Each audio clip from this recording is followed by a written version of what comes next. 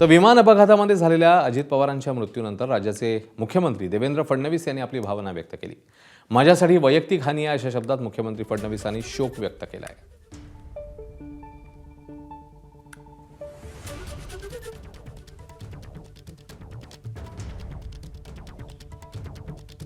तर आपल्या भावना व्यक्त करताना मुख्यमंत्री फडणवीस म्हणतात, देवेंद्र फडणवीस यांनी ही प्रतिक्रिया दिलेली आहे. नियती निष्ठुर असते, आपलं काही चालत नाही, कधी वेळ न चुकवणारे दादा.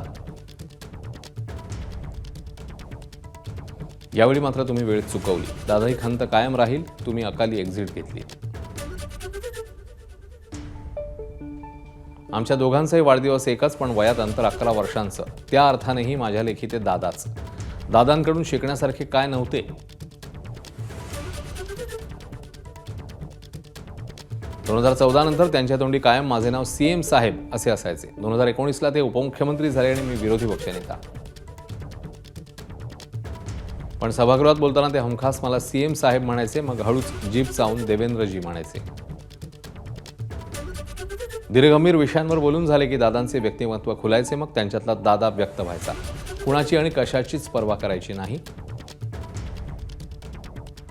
असे उत्तुंग आणि दिलखुलास दादा व्यक्त व्हायचे. त्यांच्यातील भावनाप्रधान दादा फार कमी लोकांनी पाहिलाय, पण मला तेही दादा अनुभवता आले आहेत. दादा आणि मला दोघांनाही क्रिकेट सामना बघण्याची आवड. कोणताही सामना असला की मधूनच आम्ही दोघंही स्कोर काय झाला याची माहिती घेत असायचो. गाणी पण आमचा समान आवडता छंद. दादांना दूध प्यायला खूप आवडायचे.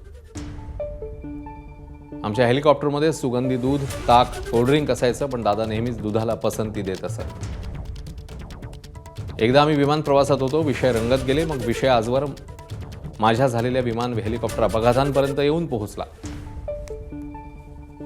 मी एक एक प्रसंग रंगून सांगू लागलो. दादा गमतीने पायलटला म्हणाले, अरे बाबा, जवळ कुठली धावपट्टी दिसते का ते पहा, मला खाली उतरव आणि मग पुन्हा तू जा.